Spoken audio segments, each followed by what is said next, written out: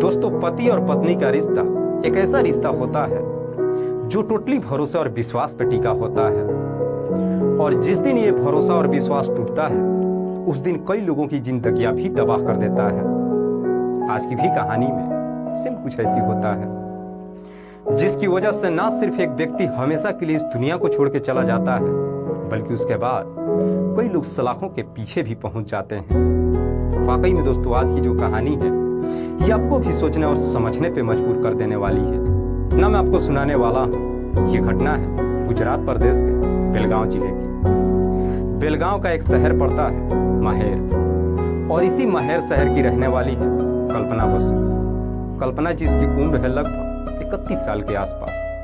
दरअसल कल्पना के पिता जब वो काफी छोटी होती है तभी इस दुनिया को छोड़ के चले जाते हैं। कल्पना की माँ, जो बेहद ही गरीब परिवार से बड़ी मुश्किल से अपने बच्चे की परवरिश करती है। गरीबी होने की वजह से कल्पना की पढ़ाई भी नहीं हो पाती है। कल्पना भले ही गरीब परिवार से है पर देखने में बेहद ही खूबसूरत है। लेकिन कल्पना जब जवानी के दहलीज पे कदम रखती है तो उसकी शादी प्रकाश बसु से कर दी जाती है।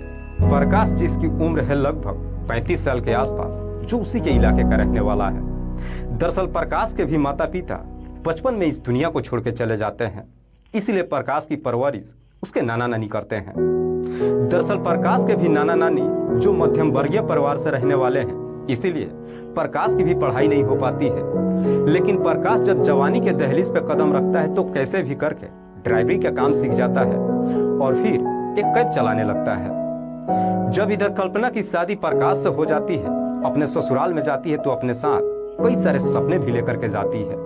कल्पना भले ही गरीब परिवार की लड़की है, लेकिन उसके सपने काफी बड़े हैं। पर सपना जब शादी करके ससुराल में जाती है तो उसका सारा सपना एकदम से चकनाचूर हो जाता है, क्योंकि जैसे उसने अपने सपनों का राजकुमार सोच के रखी थी, प्रकाश बिल्कुल वैसा नहीं था। बल्कि प्रकाश एक तो पैसा भी कम कमाता था और बिल्कुल सीधा साधा व्यक्ति था। प्रकाश कल्पना को पाकर तो बेहद ही खुश होता है, लेकिन कल्पना अपने पति को पसंद नहीं करती है। प्रकाश जो भी पैसा कमाता है बड़ी ईमानदारी से घर पे लाता है और अपनी पत्नी की तमाम ख्वाहिशों को भी पूरा करता है। लेकिन कल्पना के शौक इतने काफी बड़े होते हैं कि प्रकाश उसे पूरा ही नहीं कर पाता है। कल्पना को समझ में नहीं आता है कि वो अपने पति के साथ रहे या फिर उसे छोड़ दे। घर की माली हालत को देखते हुए आखिरकार कल्पना प्रकाश के साथ रहने लगती है। धीरे धीरे जब समय गुजरता है, समय के अनुसार कल्पना 2 बच्चों की माँ भी बन जाती है। पर 2 बच्चों की माँ बनने के बाद भी कल्पना की खूबसूरती में ना तो कोई कमी आती है और ना ही उसके शौक कम होते हैं। इधर प्रकाश जब नौकरी करता है तो 3-4 दिन पे कभी एक दिन के लिए अपने घर पे आता है।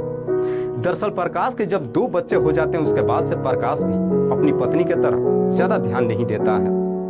प्रकाश अपने ही काम में बिजी रहता है और इधर कल्पना के दोनों बच्चे अपने स्कूल चले जाते हैं। कल्पना अकेले घर पे रहती है और इधर उधर की बातें सोचती है। कल्पना को जब ये पूरा यकीन हो जाता है कि उसकी ख्वाहिश प्रकाश पूरी नहीं कर सकता है, अब कल्पना के दिमाग में एक आइडिया क्रिएट हो जाता है। दरअसल प्रकाश अपनी ड्यूटी चला जाता है जब उसके दोनों बच्चे स्कूल चले जाते हैं। उसके बाद से अब कल्पना अपने ही इलाके के कुछ लड़कों को लटके झटके दिखाने लगती है। दरअसल मोहल्ले के कुछ ऐसे लड़के थे जब कल्पना की खूबसूरती को देखे थे उसके पीछे पड़ चुके थे। लेकिन कल्पना जब अपने ही तरफ से हरी झंडी दिखा देती है, वो सारे लड़के अब कल्पना के घर पे आने लगते हैं। उसके बाद से कल्पना उन तमाम लड़कों को अपने घर पे बुलाती है, अपने घर के अंदर ही उनसे मुलाकात करती है और बदले में पैसे वसूलने लगती है। जब इस तरह का सिलसिला शुरू होता है, कुछ ही महीनों में कल्पना इतना अच्छा खासा पैसा कमा लेती है कि अपने घर में महंगे महंगे सामान भी खरीद करके लाती है। लेकिन जब महंगे सामान खरीद कर घर में लेकर के आती है तो उसे देखने के बाद प्रकाश को भी समझने में देर नहीं लगता है कि उसकी पत्नी कौन सा गुल खिला रही है। दरअसल कल्पना का जब कई सारे लड़कों के साथ में इस तरह का रिश्ता कायम होता है, इस बात की जानकारी आस पड़ोस के लोगों को मालूम चल जाता है और कुछ पड़ोसी इस बात की शिकायत प्रकाश से कर देते हैं। प्रकाश जब एक दिन अपने घर पे पहुंचता है, इस बारे में जब अपनी पत्नी से पूछताछ करता है तो कल्पना अपने पति की शिकायत सुनने की बजाय उसके ऊपर ही भड़क उठती है। दरअसल कल्पना अपने पति को फटकार लगाते हुए कहती है कि एक तो तुम मेरे ख्वाहिश को पूरा नहीं कर सकते हो, और अगर मैं 2-4 लड़कों से बातचीत कर लेती हूँ वो भी तुम्हें अच्छा नहीं लगता है।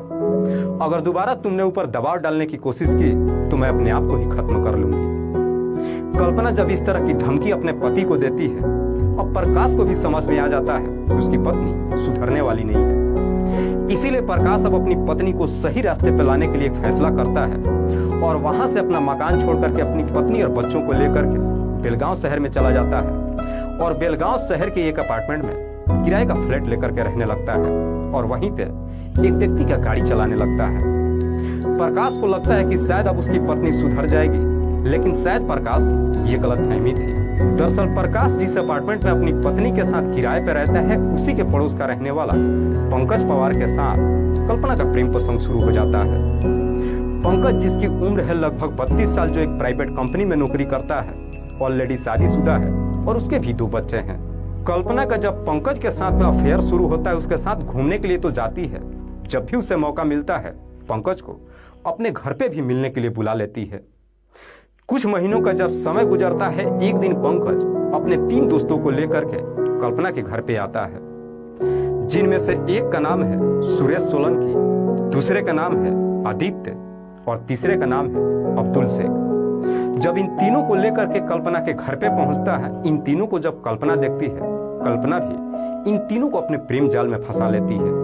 उसके बाद से इन चारों के साथ बारी बारी से घूमना फिरना ही नहीं शुरू करती है, बल्कि लटके झटके दिखाने के बाद इनसे भी पैसे वसूलने लगती है। दरअसल बेलगांव शहर आने के बाद भी कल्पना की आदतों में कोई सुधार नहीं होती है, लेकिन कल्पना बेलगांव में आने के बाद जब इस तरह का रिश्ता कायम होती है, इस वजह से सिर्फ उसके घर में ही नहीं बल्कि पूरे इलाके में बदनामी होने लगती है। इस बात की जानकारी जब प्रकाश को मालूम चलता है, प्रकाश अपनी पत्नी को काफी समझाने की कोशिश करता है। दरअसल प्रकाश अपनी पत्नी को समझाते हुए कहता है कि अब हमारे बच्चे बड़े हो रहे हैं, अगर अभी भी तुम अपने आदतों में सुधार नहीं लाई तो इसका असर हमारे बच्चों के ऊपर पड़ेगा। इतना सब कुछ समझाने के बावजूद भी कल्पना अपनी पति की एक बात नहीं मानती है। इसी बात को लेकर पति और पत्नी के बीच में जब झगड़े तकरार शुरू होता है, एक दिन प्रकाश इस प्रकार से गुस्से में आ जाता है कि अपनी पत्नी और दोनों बच्चों को वहीं पे छोड़ करके उस व्यक्ति के घर चला जाता है जिसके यहाँ नौकरी करता है और जाकर वहीं पे रहने लगता है। प्रकाश भले ही अपनी पत्नी और बच्चों को छोड़ के चला जाता है, लेकिन जो भी पैसा कमाता है महीने के आखिरी में लाकर अपनी पत्नी को ईमानदारी से दे जाता है। लेकिन प्रकाश जब अपनी पत्नी को छोड़ के चला जाता है, उसके बाद से कल्पना भी अब आजाद पंछी की तरह हो जाती है। दरअसल अब कल्पना को रोकने टोकने वाला कोई नहीं होता है और फिर इस तरह का काम करके वो अच्छा खासा पैसा कमा लेती है। कल्पना की जिंदगी इस प्रकार से बदल जाती है कि वो घर पे खाना बनाने की तो दूर अपने बच्चों का भी देख रेख नहीं करती है। दरअसल कल्पना अपने घर पे खाना बनाने के लिए अब्दुल शेख की पत्नी सिमरन शेख को रख लेती है और फिर अपने यार दोस्तों के साथ दिन रात मटर गश्ती करने लगती है। बात कर रहा हूं मैं 2 अप्रैल की दोपहर के वक्त, जब इधर प्रकाश को अपनी तनख्वाह मिल जाती है। 2 अप्रैल को दोपहर के वक्त अपनी पत्नी को वो पैसे देने के लिए घर पे आता है, लेकिन प्रकाश जब पैसे देने के लिए अपनी पत्नी के घर पे पहुंचता है तो घर के अंदर ही अपनी पत्नी को पंकज के तीनों दोस्तों के साथ आपत्तिजनक स्थिति में देख लेता है। जैसे इस तरह की नजारा देखता है, उसके बाद से अपनी पत्नी की पूरी तरीके से पिटाई करने लगता है। हालांकि प्रकाश जब अपनी पत्नी की पिटाई करता है तभी कल्पना तीनों की तरफ देखती है और इशारा कर देती है। इधर पंकज के तीनों दोस्तों को जैसे ही इशारा मिल जाता है, उसके बाद से प्रकाश की बुरी तरीके से पिटाई करने लगते हैं और इतनी बुरी तरीके से पिटाई करते हैं कि आखिरकार प्रकाश बेहोश होकर के वहीं पे गिर जाता है। उसके बाद से कल्पना अपने घर के अंदर से एक नायलॉन की रस्सी लेकर के आती है और फिर अब्दुल शेख के माध्यम से प्रकाश के गले में लपेटकर इतने जोर से खींचती है कि आखिरकार प्रकाश की घटनास्थल पे ही मौत हो जाती है। लेकिन ये सब मिलकर के जब प्रकाश की पिटाई करते हैं, उसी वक्त ही अब्दुल शेख की पत्नी सिमरन वहां पे पहुंच जाती है और प्रकाश की हत्या करते हुए सबको देख लेती है।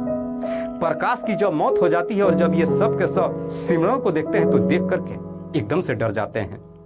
दरअसल अब्दुल शेख अपनी पत्नी को धमकी देते हुए कहता है कि अगर तुमने इस बारे में किसी को कुछ भी बताया तो हम तुम्हें जान से मार देंगे। सिमरन भी इस प्रकार से डर जाती है कि डर के मारे हमेशा के लिए अपना मुंह बंद कर लेती है। उसके बाद से ये चारों मिलकर के प्रकाश की डेड बॉडी को ठिकाने लगाने के लिए रात्रि होने का इंतजार करते हैं। जब आधी रात हो जाती है, उसके बाद से प्रकाश की डेड बॉडी को लेकर के बाथरूम में जाते हैं और एक तेज धार हथियार से उसके शरीर को 3 अलग हिस्सों में कर देते हैं और फिर तीनों टुकड़ों को एक प्लास्टिक की बोरी में पैक करके अब्दुल शेख के कार में लोड करते हैं और वहां से लेकर के रवाना होते हैं। जब इलाके के अनमोड़ घाट के किनारे पहुंचते हैं, हर 1 किलोमीटर की दूरी पे 3 गड्ढा खोदते हैं और तीनों गड्ढे में वो टुकड़ों को डाल करके मिट्टी भर देते हैं। उसके बाद से वापस अपने घर चले आते हैं। दरअसल इन्हें पूरा यकीन होता है कि हम शायद कभी पकड़े नहीं जाएंगे।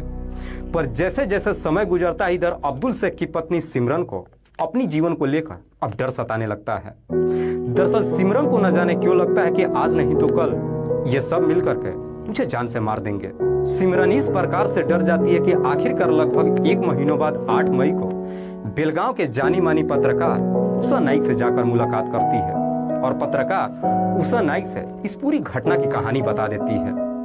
जब ये पूरी कहानी पत्रकार उषा नाइक सुनती है, उसके बाद से सिमरन को लेकर के नजदीकी थाने में जाती है और थाना प्रभारी रविंदर देसाई से पूरी घटना के बारे में बताती है। जब सिमरन इस हत्या की पूरी कहानी थाना प्रभारी रविंदर देसाई से बताती है, उसके बाद से पुलिस सिमरन के ही तहरीर पे मुकदमा दर्ज करती है और फिर सबसे पहले कल्पना के घर पे जाती है। पुलिस जब कल्पना को गिरफ्तार करके थाने में लेकर आती है और जब उसके पति प्रकाश से पूछताछ करती है तो कल्पना इधर उधर की बातें करने लगती है। चूंकि पुलिस इधर पहले से ही आश्वस्त हो चुकी थी कि प्रकाश की हत्या कर दी गई है, इसीलिए पुलिस जब कल्पना के ऊपर दबाव डालना शुरू करती है, आखिरकार कल्पना मजबूर होकर अपनी सच्चाई कबूल कर लेती है और फिर पंकज के तीनों दोस्तों का नाम बता देती है। जैसे ही तीनों का नाम ले लेती है, उसके बाद से पुलिस भी इन तीनों के घर पे जाती है और वहां से गिरफ्तार कर लेती है। पुलिस जब इन चारों आरोपियों को गिरफ्तार कर लेती है, उसके बाद से इन्हें लेकर के इनके बताए हुए जगह पे जाती है और जब इनके बताए हुए जगह पे गड्ढे खोदती है तो आखिरकार उन गड्ढों के अंदर से प्रकाश की डेड बॉडी का कंकाल बरामद होती है। हालांकि पुलिस जब उसका डीएनए जांच करवाती है तो यह क्लियर हो जाता है कि मरने वाला कोई और नहीं बल्कि प्रकाश ही था। डीएनए रिपोर्ट जब क्लियर हो जाती है, उसके बाद से पुलिस इन सबको अपने हिरासत में लेने के बाद जिला अदालत में पेश करती है, जहां से इन सबको जेल भेज दिया जाता है। दोस्तों, इस पूरी घटना के बारे में आप क्या सोचते हैं? आप अपनी राय हमें कमेंट बॉक्स में जरूर दीजिएगा।